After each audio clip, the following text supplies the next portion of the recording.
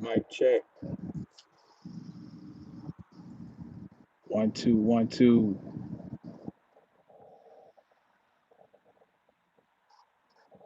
What's up, Brianna? What's up, Dap?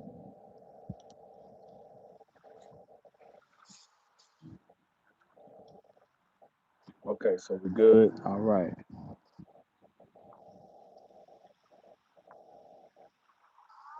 Trying to get my screen to move. All right. Here looking rough and rugged. Me and Henry need to go to the barber shop. So I want to do this real quick. As you see, the title is the etymology of etymology, and this was inspired by a question we got on the podcast the other night. Paraphrasing, it was basically, what's the point of etymology? Oh, okay.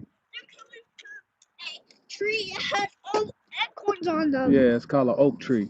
An oak tree? Yeah. They make these? Uh-huh. Go ahead. Go ahead before we have to go. Okay, I'm trying to do this real quick. So that was the inspiration. Um, Basically, the question was kind of like, I guess in essence, what's the point of it? That's what the person just couldn't see. Well, what's the point of it? And I really wasn't in the mood to answer the question because at the moment it was like, well, it's common sense. It's what does the word mean? But thinking about it, I was like, okay, I'm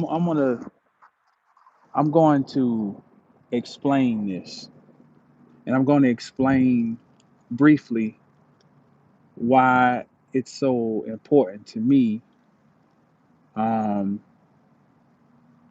and yeah, so the word etymology, the root is etymon. Etymon means essence. Okay. And when you say the word essence, essence means fire. Now, if you look at any text, um, there's always any, all of the so called holy texts refer heavily to fire. Okay. Um, and there are so many things that relate back to fire. Spirit relates to fire. Breath relates to spirit, which then relates to fire. Life relates to fire because life relates to the word fat. Fat is fire. Love relates back to fire. Um, Gnosis relates back to fire. Um, Awakening relates to fire. We can go on and on and on. Uh, in the beginning was the Word. Well, the Word refers to the Logos. The Logos refers to the Christos. The Christos refers to oil. Oil is used to produce fire. It's all fire. So if the word itself is about fire, then that explains why it's so important. Because fire talks about the essence of something. Now, if you fashion yourself to have any measure of consciousness, then at the core is something else that denotes fire. At the core, you're looking for the truth. You're looking for the essence. You are tired of being given the surface, the outer dressing, and you want to get to the substance, the essence of something. That's supposedly what the quest of enlightenment is about. Listen to the word enlightenment. In the middle is light. Light denotes fire. So etymology is not just mental masturbation. I think that's maybe what I think that might be what some people interpret it as, is because they're not into. See, here's the thing. I have to be honest. I'm into words. That's so that's my thing. But just because I'm into words does not mean that it's just a fixation. I'm into words because I discovered that they house codes. Code, the etymology of the word code, traces back to mean strike or cut. Oh, honey, oh, what you doing? It also means no, you don't need to make no cameos today. Come on, drink your water. Drink your water. Um, it it also means um, let me turn to this real quick. It also means strike, cut. Oh, breath. Yeah, breath. So when we're talking about code, again, we're talking about fire.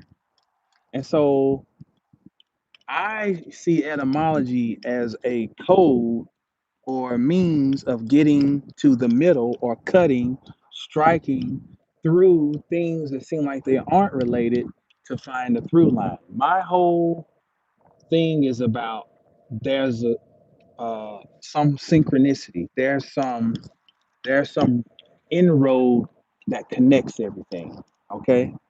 And so I base that on this. That's my foundation I stand on. There's some connection between everything. Okay. So that's why I use etymology even when I'm doing an astrological reading, because again, I see it as a through line. The word etymology, etymon means fire. Astrology is the language of the stars. It's the language of light, i.e., it's the language of fire. So wouldn't common sense say, even when you're looking at astrology to incorporate etymology? See, that is an example of an Aquarian thinking outside of the box type thing. See, we've been conditioned to think this is this, that is that, and that over there is this. Well, who says that that's the way it is? It's like when I go in the gym, who says that the leg machine has to be used for your legs? Why not get on the leg press and release the handle and use the leg press to do a chest press? The platform is heavy enough. It provides tension. Who says I can't use it to work my shoulders or work my chest? It's like I told the story about I'm in the gym and I get on the hack squat and the little fella comes over and tell me, "Sir, I don't think you're using that right." Well, I'm not using it according to you reading the instructions. I don't need the instructions. I can figure out how to use the sciences how I want, and so can you. That is the point we're supposed to be in. And that is the value of studying etymology. It will allow you to see things that may not seem apparent. Something else I wanted to say. Oh man, I'm drawing a blank. No, no, don't get in there. Don't lay in there more. Um, Something else I want to talk about fire. Um, Damn. Then when I turn this off, I'm gonna be mad because it's gonna come right to me. I talked about the etymology of etymology, astrology.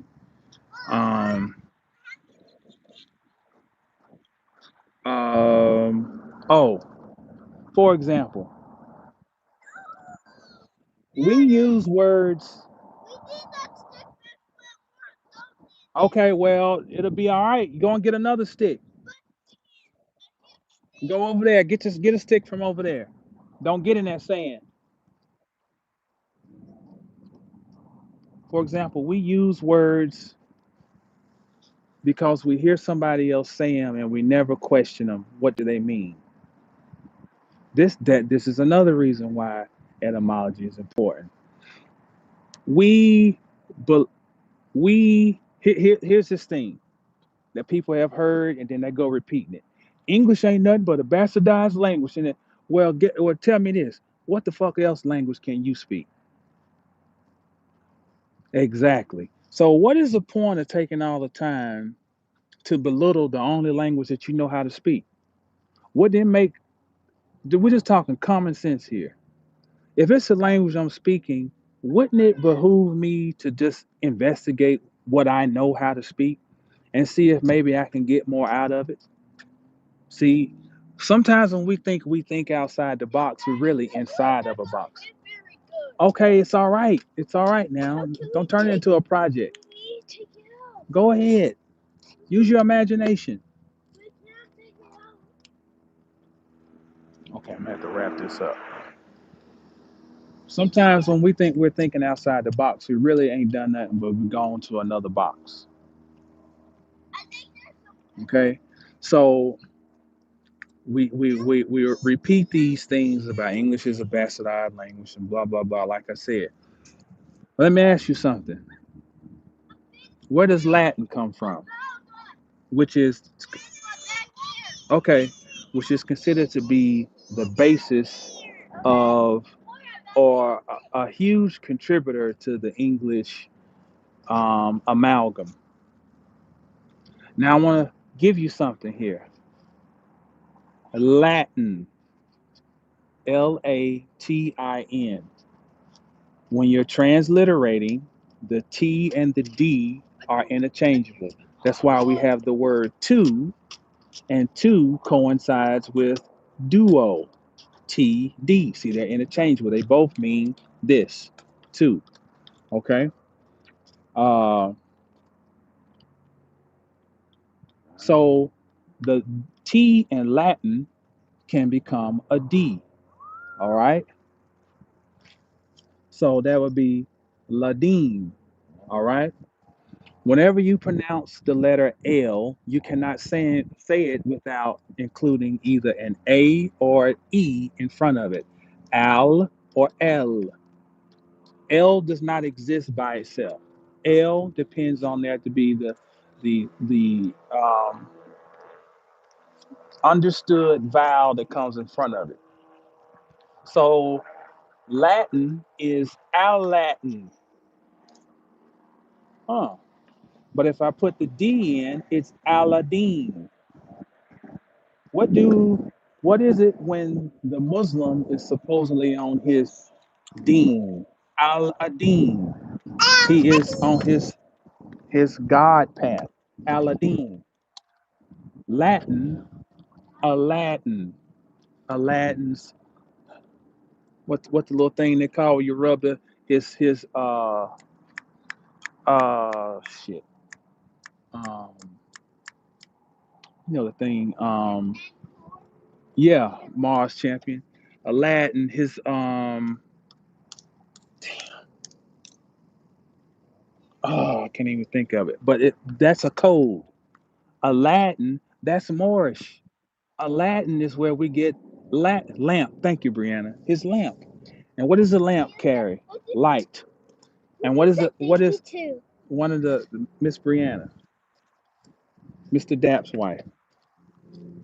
Um, um, the lamp is a Sufi code for what? Palm. Aladdin. Aladdin's lamp. Palm. And then it ties back to what? Fire. So English amalgam is closely is a child of Aladdin. So when you berate English, you're berating your own heritage. See the value of etymology. See, it's not good enough for me to go around repeating stuff I hear other people say. I want to know for myself. I want to know for myself. And we all talk and we all hear. So why not investigate what I talk and what I hear? And although I can't fluently speak any other language, I know a little bit of Arabic, I know a little bit of Spanish. I took four, I don't know how many semesters of Spanish. So, I know a little bit. But etymology allows you to peek into everybody's room. You can peek into everybody's world and pull and extract things that help you to understand. Here, here. I'll get you some. My water's hot. All right, here, just drink some of mine. Here, don't drool in it.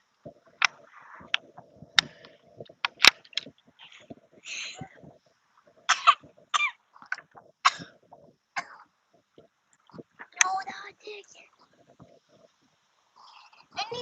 I need some. Come on.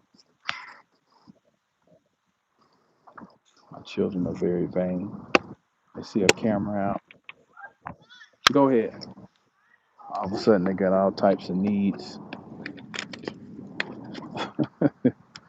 Um, so the gist of it is,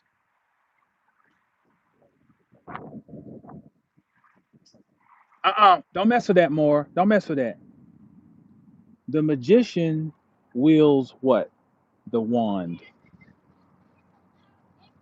The wand does what? It emits fire. The magician keeps a grimoire. The grimoire means what? Grammar. Ritual begins with an incantation. Incantation is speaking something, saying something, or singing. Cantation really means sing. And singing what? Words. Does the common sense of this make this ain't even this is this not far out. This just super basic, you know. And I think we have to something has been done to us, and it has a lot to do with the school system. Just like the mishandling of religion, uh-uh, get over here more, has made us throw the baby out with the bathwater when it comes to certain understanding the mysteries of certain books. The mishandling of so-called education has made us develop a distaste for learning in certain ways. If it does not seem cool, huh? Okay, well, you ready to go? You need to go. Well, let's go and we'll go and put some. I'll put some rosebud salve on it. Okay. Oh man. Okay. Well, put your shoe on so you don't get bit again. Let's get ready to go. Um, and this is not an indictment on anyone. This is by design. It is by design to make us listen. You can't be the author of learning and hate learning. You can't be the author of writing on papyri and then that becoming books. Henry, come over here. You can't be the author of that and then hate it. It is your birthright to learn. And I want to conclude with this. The very first action in the zodiac, stop, is fire. It is Aries. Aries is the epitome of action. It is it is raw fire. Okay? It is the starting of learning, the initiation of learning. So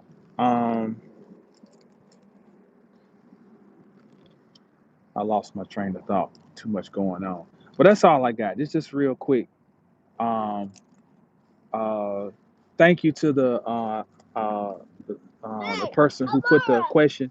This is not Mommy, get this is the not taking any shots. This is for learning purposes. You know, you're welcome, Mars Champion. That was the purpose. This is for learning purposes, because it is. That's what the whole point is. Oh, this is what I was gonna say, and I'm gonna conclude with this. Before, Aries is an angular sign of action. And like I said, it's the epitome of action. But here's what I want you to remember about the zodiac. Before every action, there is learning. Before every angular sign or house, there is a mutable sign or house. And those mutable signs all deal with some form of sight.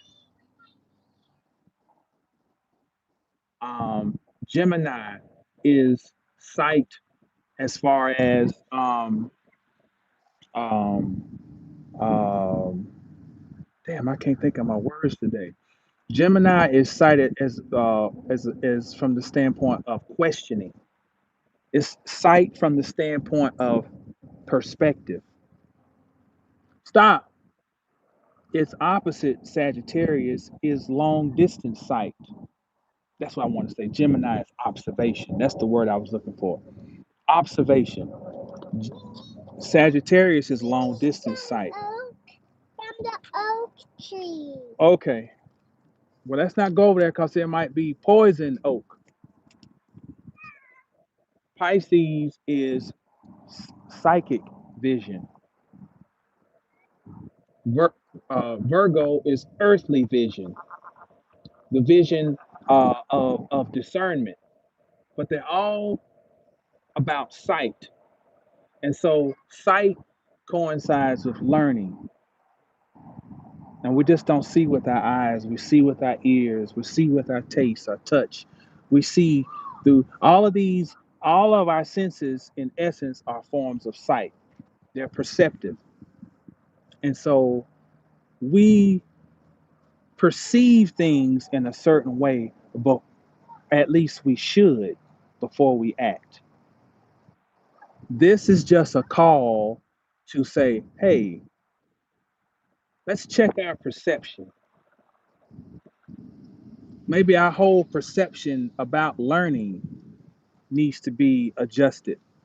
Sometimes when I'm reading and I see a person has is lacking air energy, a lot of times I tell them it's not saying that you need to just sit around and think more.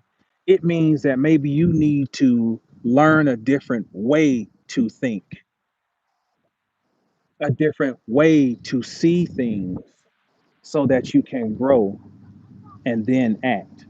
All right, that's all I got. Mastersofthecosmos.com. You can go over there and I got products, I got learning tools. If you'd like to get a reading, 720astrology.com. Um, Go over there, read my blog, sign up for the blog so you can get notified when I put a new one up. I'm going to start putting them up every other week. And that's it. Stay down till you get up. When you get up, stay down. Peace.